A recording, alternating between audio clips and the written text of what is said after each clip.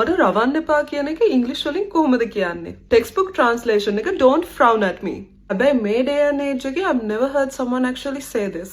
Practically බැලුවොත් situation and mood එක අනුව ඔයා මේක express කරන විදිය වෙනස් වෙන්න පුළුවන්. ඔයා වගේ යාළුවාට friendly complaint එකක් විදියට මේක කියනවා නම් අයියෝ don't give me that face man කියලා කියන්න පුළුවන්.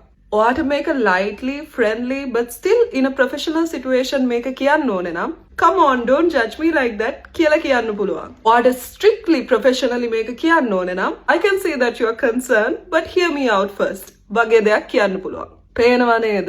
mood and situation එක අනුව එකම දේ කොච්චර English phrases use කරලා communicate කරන්න පුළුවන්ද කියලා. ඒක තමයි මම repeat එකේ කියන්නේ join in just English is the best way to learn English කියලා. Because we are focused on teaching practical real life phrases, not just textbook grammar lessons. So, තවත් late වෙන්නේ නැතුව go check out the website now.